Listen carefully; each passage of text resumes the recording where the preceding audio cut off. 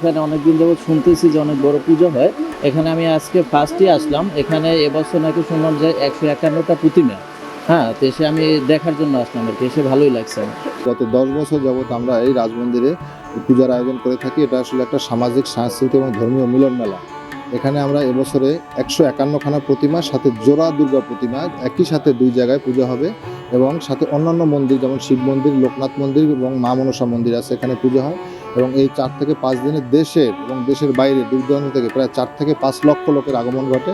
এবং আমরা পূজার সময় যত লোক আসে দুপুর ১টা থেকে ৪টা পর্যন্ত সবার প্রসাদের ব্যবস্থা করি। সাথে সাথে অন্যান্য সামাজিক কার্যক্রম যেমন তাদের বস্ত্র দান করে থাকি এবং নগদ অর্থ সাহায্য সহ তাদের বিভিন্ন ধরনের আমরা সেবা দিয়ে থাকি এখানে। আমাদের এই শারদীয় দুর্গোৎসব আর ৭ থেকে ৮ দিন বাকি আছে। এখন আমাদের খুব ব্যস্ত সময় পার করতে হচ্ছে, কারণ ২-১ দিনের মধ্যেই আমাদের এই ঠাকুর ডেলিভারি দেওয়া হবে। সব মিলিয়ে আর কি সারাদিনই আমাদের ব্যস্ত এক দিন কাটাতে হচ্ছে। আমাদের এই ঠাকুর তৈরিতে যে জিনিসপাতি লাগে সে জিনিসের অনেক এখন দাম, কিন্তু সে অনুপাতে আমরা ঠাকুরের দাম পাচ্ছি না। যখন ক্রেতারা আসে আমাদের এই ঠাকুর কিনতে, তারা বলে যে দাদা ৭ থেকে ৮ হাজার টাকার মধ্যে আমরা একটা ঠাকুর নিতে চাই, কিন্তু সেই দামে আমরা আর কি ঠাকুর তৈরি করতে পারছি না, কারণ এখন সব জিনিসের দাম। কিন্তু আমরা শুনছি যে মন্দিরে সরকার থেকে অনুদান দিচ্ছে, কিন্তু সেই অনুদানটা যদি আমি মনে করি একটু বাড়িয়ে দেয়, তাহলে হয়তো বা আমাদের এই ঠাকুর কিনতে আসলে আমরাও হয়তো বা একটু দামে বিক্রি করতে পারবো।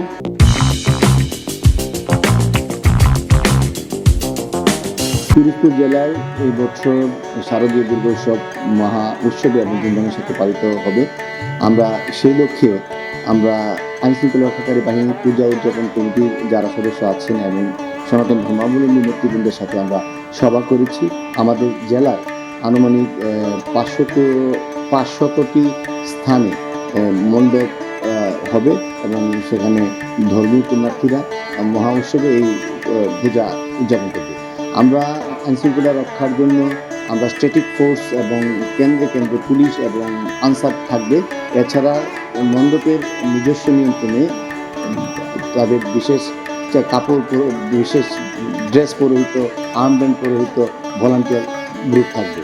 এবং আমরা প্রত্যেক মণ্ডপে আমরা যেন আইপি ক্যামেরা অথবা আপনার সিসি ক্যামেরা থাকে এবং জেনারেটরের ব্যবস্থা থাকে, সেই জন্য আমরা বিষয়টা নিশ্চিত করেছি।